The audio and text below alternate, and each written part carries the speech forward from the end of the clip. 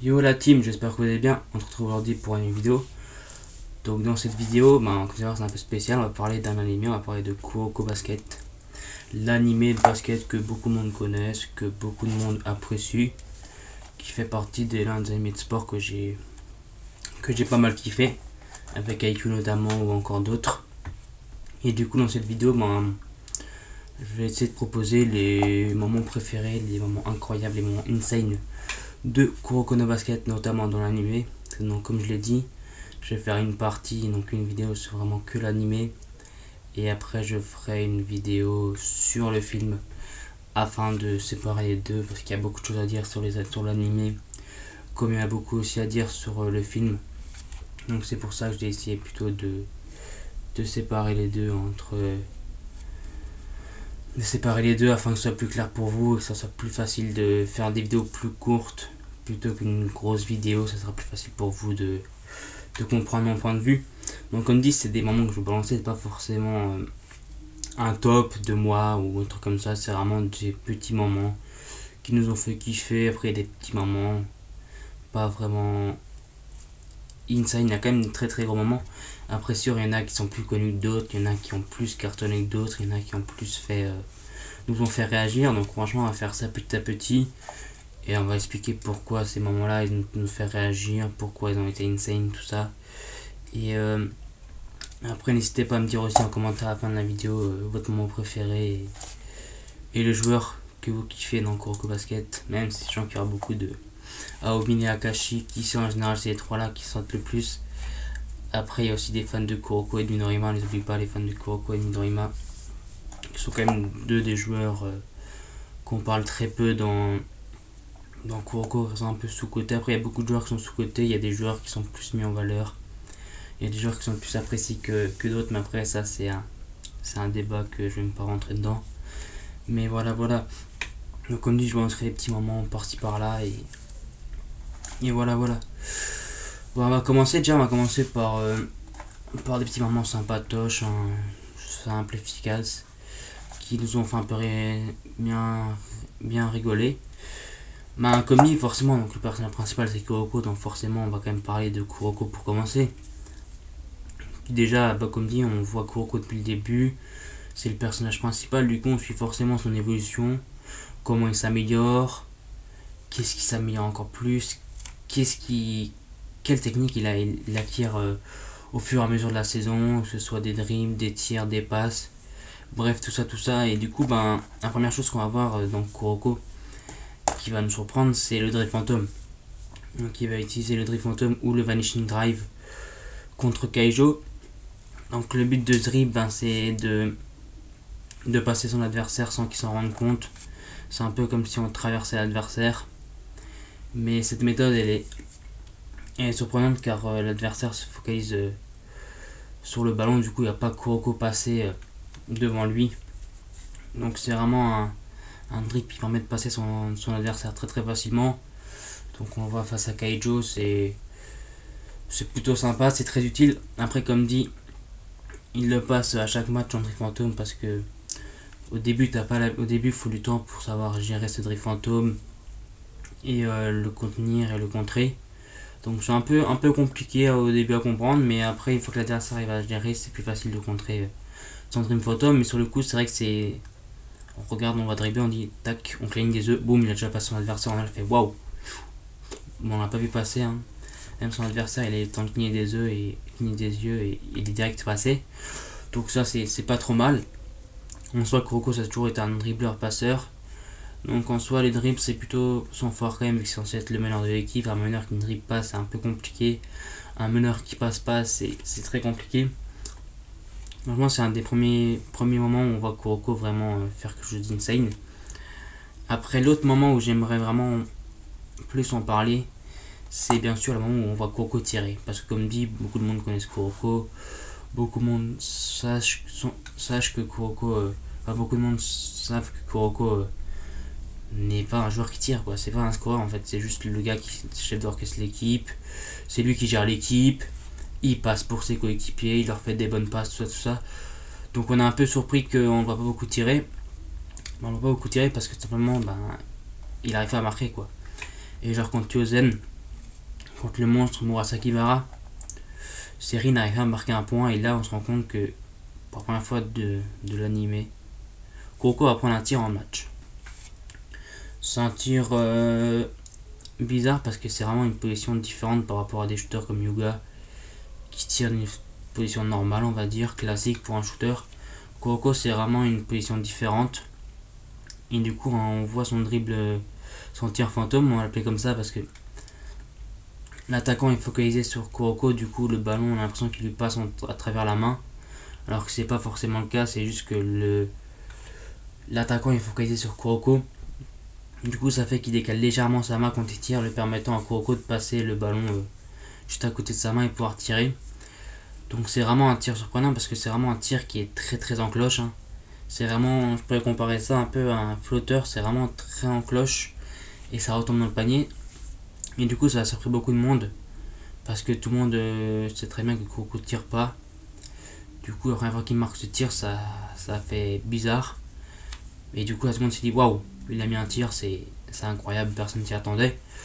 Donc franchement c'est plutôt une bonne surprise aussi, c'est vraiment très surprenant de voir tirer en fait. En plus il s'est entraîné avec Aomine, ça on le voit aussi dans l'anime, il s'est entraîné avec Aomine pour avoir un shoot plutôt correct, donc le seul qui savait qu'il tirait c'était Aomine. Et du coup il le sort contre Yosen et là à Murasaki Bara ne savait pas qu'il tirait. Il s'attendait à une passe, il a quand même voulu contrer mais il a pas réussi à le contrer, donc c'est comme ça. Après il a pris qu'un tir et il a marqué, donc ça a surpris beaucoup de monde. Mais voilà, c'est vraiment insane de voir Kuroko tirer alors qu'on l'a jamais vu tirer et en plus il marque. Donc on voit quand même qu'il a certaines responsabilités et qu'il a envie de s'améliorer de jour en jour. Après on va rester sur ce match de Yosen. L'autre moment qui a marqué ce match bien sûr c'est la défaite de Yosen. Mais c'est surtout aussi paradoxalement que ça, le grand Murasaki Bara qui n'arrive plus à sauter et qui du coup veut tenter un petit tir pour mettre le panier et offrir la victoire à Yosen. Et aussi marrant que ça, c'est le grand qui se fait contrer par le petit. C'est le contre de Kuroko sur Murasaki Bara. Il est un peu surprenant parce que personne s'attend à cette fin de match, personne s'attend à ce que Murasaki Bara n'arrive plus à sauter ou même n'arrive même plus à sauter pour faire un layup ou un dunk. Et surtout derrière on entend l'OST avec Kuroko qui arrive pour venir contrer Murasaki Bara et là on se rend compte que c'est juste insane, personne ne devait venir ce passage, personne ne s'attendait à ce que Kuroko vienne contrer Murasaki Bara. Donc comme je dis c'était vraiment le petit qui contre le grand. Et c'est là on voit vraiment aussi l'apport qu'a Kuroko et le fait que bien qu'il soit très peu endurant, il est très malin des fois, c'est un très très grand stratège. Donc vraiment c'est vraiment surprenant de se voir Murasaki Bara se faire contrer comme ça. C'est un peu surprenant, surtout que Murasaki Bara ça foutait toujours la gueule de Kuroko. Là il s'est pris le boomerang dans la gueule et ça fait très très bizarre de voir se faire contrer. Après comme dit c'était sûr en fait, c'était vraiment obligé que en fait ce qui est bien c'est que dans cet anime on voit beaucoup Kuroko en fait gagner individuellement face à ses coéquipiers ou en équipe, et là cette image là montre vraiment que Kuroko a gagné face à Murasaki Bara en équipe, parce qu'en soi pourquoi il saute plus, parce qu'il a sauté pour contrer des Tepei ou des Kagami qui l'ont obligé à sauter deux fois plus qu'il sautait d'habitude, et du coup il n'arrivait plus à sauter à la fin, et du coup Kuroko qui avait encore assez de gaz pour sauter a réussi à le contrer pour offrir la victoire à Serin contre Yosen. Donc ouais, c'est vraiment une victoire collective sur différents points, chacun a mis la main à la pâte.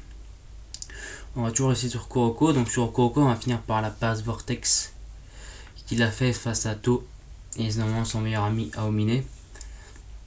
Cette passe elle est juste insane parce qu'on voit qu'il fait une passe Vortex incroyable. Et elle est aussi marquante parce que Aomine s'attend facilement que cette passe lui dit tranquille. Il prépare déjà sa main, il dit moi je vais l'arrêter cette passe, elle passera pas. Sauf que on s'attend de cette passe Vortex. Et elle déchire la défense d'Aomine et se retrouve dans les mains de Kagami. Et du coup Aomine il est un peu deg, il dit comment c'est possible.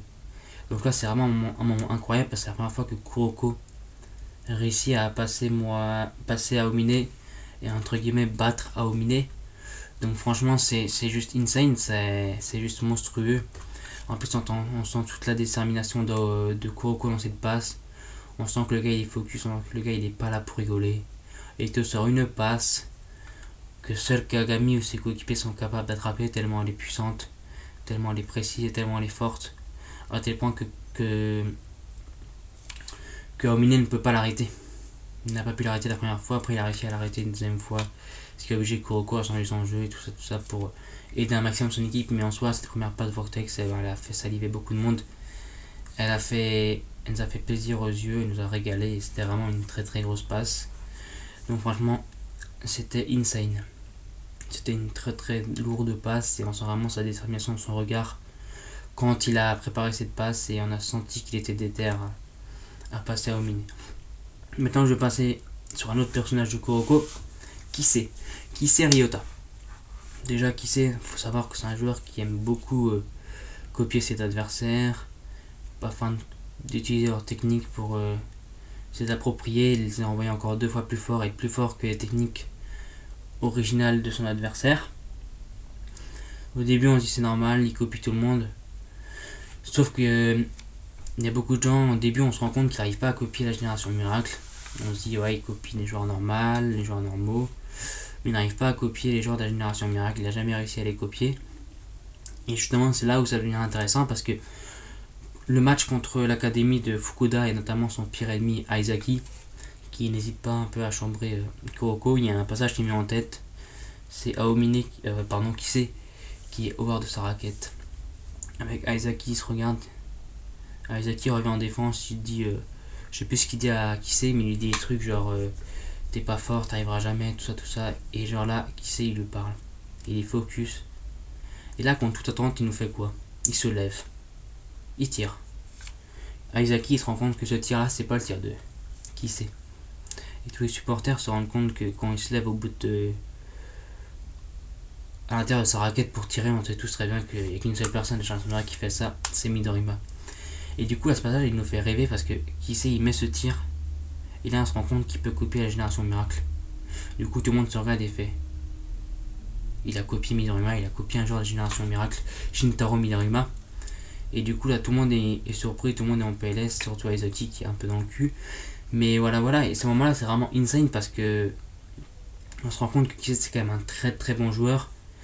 C'est vraiment un joueur monstrueux, c'est un joueur kiffant à avoir joué. C'est un joueur monstrueux parce qu'il arrive à s'approprier les techniques des autres pour gagner un match. Après, voilà, il gagne le match en essayant de copier les joueurs comme Midorima. Il essaie de copier tous les joueurs de la Génération Miracle afin de gagner ce match contre l'Académie Fukuda. Donc là, franchement, c'est super kiffant de voir ce passage et c'est juste insane de voir comment Kisei il est très très fort. En vrai, il peut être très très fort s'il veut, dans une durée limitée, malheureusement pour lui, mais c'est lourd de foot qu'il peut proposer. Après, on va rester sur Kisei. Comme j'ai dit, il a recopié les joueurs de la Génération Miracle. Il y a un autre passage que tout le monde retient forcément de Kisei, c'est son duel face à Aomine dans la zone, où Kisei recopie Aomine pendant le match. Et ça, c'est un vrai duel de titans. Parce qu'en plus, on a cette voix où il s'adresse à Aomine et il dit est-ce que tu t'es déjà affronté toi-même? Parce qu'au moment où il dit ça, on se rend compte que Kisei est en train de recopier Aomine et qu'il fait exactement les mêmes mouvements que lui. Et au moment où il dit ça, il passe à Aomine comme lui passait d'autres joueurs normaux. Et du coup, c'est incroyable de voir ce passage où on se rend compte que Kisei est en train de copier Aomine. Et là, c'est insane. Parce que ça part en duel titan, ça part en match totanesque, c'est un match incroyable. Qui à la fin le match est gagné par To, bien sûr, mais Kisei est tellement à bout que, à force de copier Aomine tout le temps, à l'arrivée il se blesse, il finit quasiment avec une blessure à la cheville. Du coup, il est un peu deg d'avoir perdu. On se rappelle tous de ce moment où les larmes aux yeux et tout ça parce qu'il a perdu, c'est triste. Donc franchement, c'est dur, très très compliqué. Donc vraiment, c'était un très très gros duel aussi, hein, l'un des meilleurs duels que j'ai vu dans Kuroko Basket. Le Kisei Aomine, il est incroyable. Maintenant, on va parler d'un autre perso de la génération miracle, Midorima Shintaro. Les fans de Midorima, j'en connais pas mal. Ils seront contents qu'on parle un peu de Midorima. Midorima, moi, ce qui m'a fait rêver dans Midorima, c'est que c'est un grand shooter. Le gars, tu peux te dire, il tire, ça rentre, il n'y a pas de problème. C'est pas tant que ça qui m'a choqué, c'est pas tant ce passage-là qui m'a choqué, c'est le passage contre Akuzan, où Shutoku affronte Akuzan. Et le problème, c'est que Akashi essaye de. Il gêne un maximum Midorima sur Shesut. Du coup, il oblige Midorima à trouver d'autres solutions. Et là, à un moment, on est en plein match. Takao, il dribble. Normal, tout ça, tout ça, tout ça. D'un coup, on va. Boum, on va quoi? Midorima, il commence à tirer. On se met en position de tir. Il dégaine, il saute. Il a pas le ballon en main. Tout le monde se dit, mais qu'est-ce qu'il fait? Qu'est-ce qui lui arrive? Même Akashi, il dit pas ce qu'il est en train de faire. Et Akashi, il se dit, mais qu'est-ce que tu fais, Midorima? Et derrière, on se rend compte que Takao, au moment où Midorima est tout en haut en train de dégainer comme ça, Takao, il fait une passe dans ses mains. Juste parfaite pour que Midori ait juste à déclencher. Boum, il tire 2-3 points. Là, on se regarde, on a fait waouh. Le gars, carrément, il dégaine, il shoot. Insane. Surtout que tout le monde sait très bien que ce shoot là, tout le monde essaie de le reproduire, mais personne n'arrive. C'est juste hyper compliqué, sauter, avoir le bon timing, avoir une bonne passe au bon moment pour pouvoir être au maximum de ses capacités pour tirer. Donc, à ce moment là, il était juste insane. Il était juste monstrueux, il était incroyable. J'ai rien à dire, il est monstrueux. Franchement, Midorima Shintaro, on n'en parle pas assez de ce gars, mais ce qu'il fait, c'est très très fort. On ne dit pas quand même que le gars, c'était quand même le vice-capitaine à Teiko. Donc, franchement, ça, on n'en parle pas assez parce que c'est quand même un gars qui, derrière Akashi, est très très intelligent et l'un des plus intelligents de la génération Miracle. C'est vrai qu'il a jamais réussi à battre Akashi, ce qui l'a un peu énervé. Que ce soit au basket ou même dans la vie en général, il n'a jamais réussi à la battre. Donc c'est compliqué comme ça. Mais sinon c'était vraiment un passage incroyable, c'était vraiment lourd de fou. Autre passage maintenant, c'est la première fois qu'on va voir le Meteor Jam de Kagami Taiga. Ce passage là est incroyable parce que tu te dis le mec, il te tape un dunk que même les plus grands joueurs n'arrivent pas à taper quoi. C'est des genres de dunk que tu vois au concours dunk, lui il te tape un dunk comme ça en plein match. Tu dis ok mec, là tu envoies du lourd. Le gars il saute des lancers francs. Il a toujours voulu taper ce dunk, il s'est loupé plusieurs fois. Là il se tape ce dunk. Il pose son appui, il tire. Et il envoie le ballon, carrément, et la main elle est au-dessus du panier. Et il fait boum dans le panier, là tu dis waouh, ça fait rêver. C'est lourd de fou, donc franchement c'est juste monstrueux. Tu peux que kiffer, t'as envie de faire ce dunk, mais t'arriveras jamais parce que c'est juste un dunk qui est impossible à faire, ça on va pas se mentir. Donc franchement c'est lourd ce qu'il a proposé, c'est vraiment monstrueux ce qu'il a fait comme dunk. C'est monstrueux, il l'a tapé aussi contre Rakuzan, c'est juste incroyable. Ce Meteor Jam, c'est juste kiffant à voir, c'est juste monstrueux. Il a tapé sur quand même beaucoup de monde, il a tapé sur Murasaki Boroshi, je crois qu'il a mis le Meteor Jam dans la gueule. C'est juste insane. Mais c'est vrai que les Meteor Jam, une fois que tu l'as vu, t'es là, waouh, c'est juste monstrueux. Donc c'est franchement lourd de fou, lourd de fou, lourd de fou. Maintenant on va parler sur 3 moments vraiment que tout le monde a kiffé de ouf, que tout le monde s'est dit waouh, ça c'est du masterclass, ça c'est du moment que tout le monde a kiffé. Forcément le premier moment tout le monde a kiffé de fou.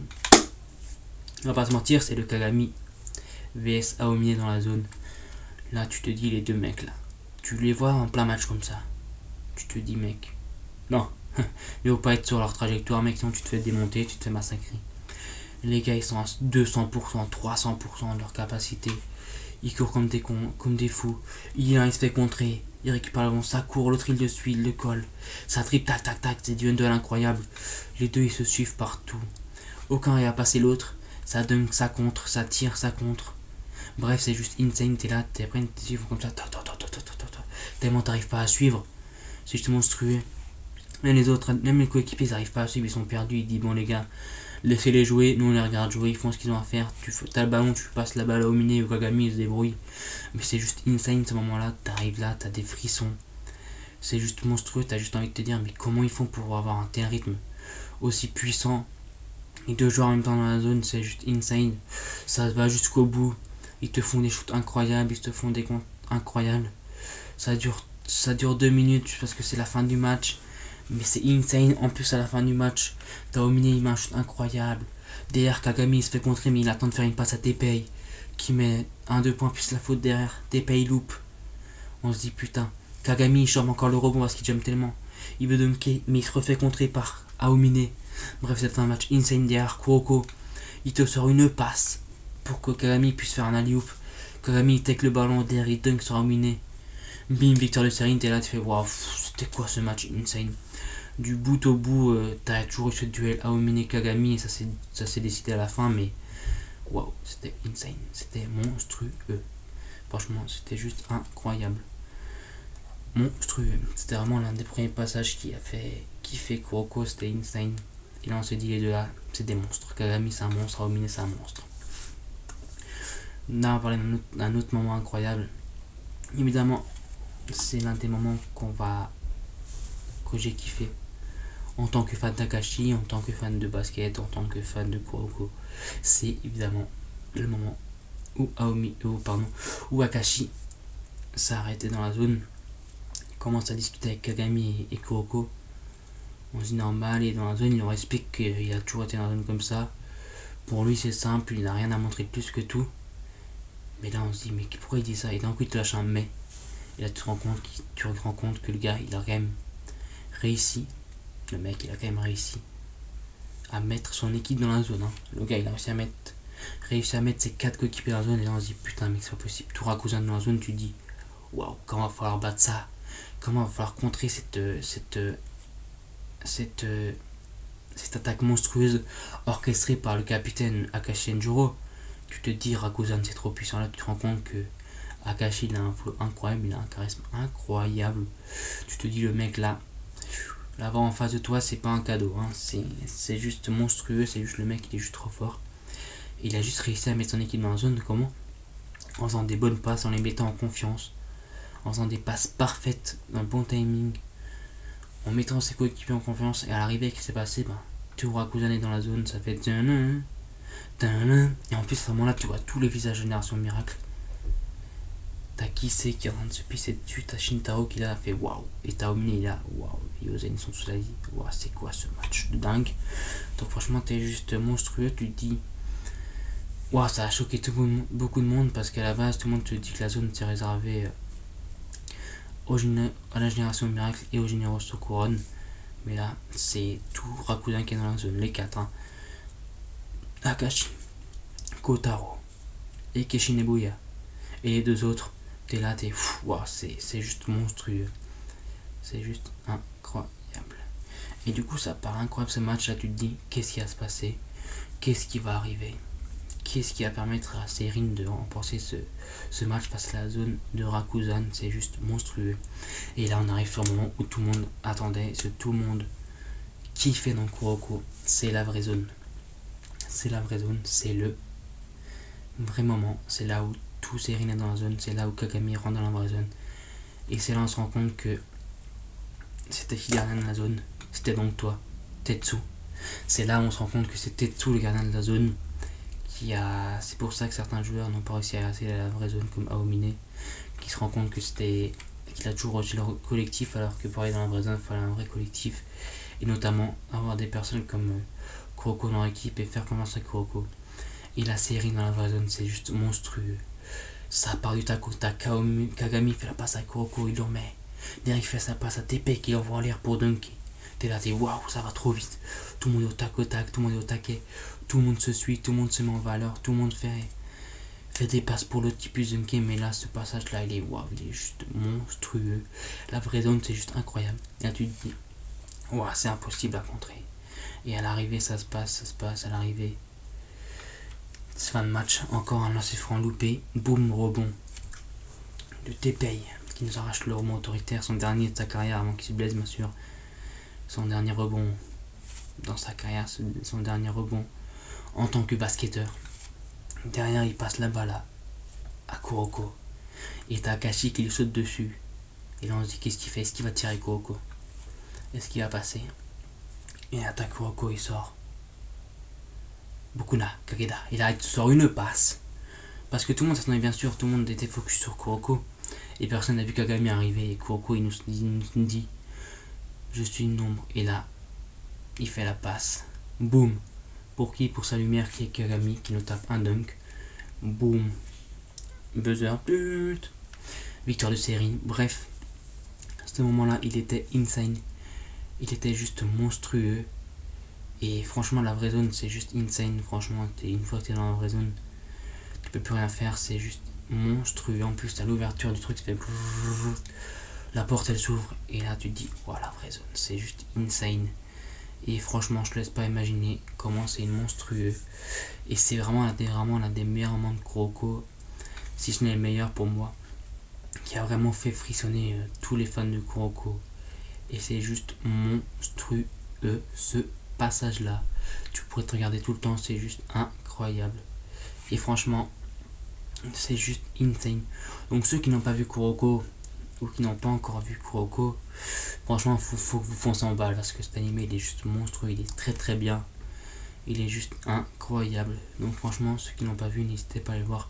Et ceux qui l'ont vu, vous pouvez le regarder autant de fois que vous voulez. Franchement, regardez Kuroko 50 fois, 100 fois, c'est toujours autant un plaisir de le regarder. Et franchement, non, c'est juste monstrueux. Comme dit, franchement, les passages là, c'est vraiment des passages qui nous ont marqué, qui nous ont fait jaser. Donc franchement, non. Comme dit, c'est vraiment kiffant de regarder Kuroko et ces passages là, c'était incroyable. Donc comme dit, n'hésitez pas à me dire pour vous quel passage vous a le plus marqué. Quel est votre joueur préféré de Génération Miracle ou de Kuroko bien sûr. Et franchement comme dit, n'hésitez pas à vous abonner, lâcher un petit pouce bleu comme vous voulez. Bref, et comme dit, on fera une deuxième partie sur le film un peu plus tard. Et voilà les gars, passez une bonne journée et prenez soin de vous. Ciao ciao.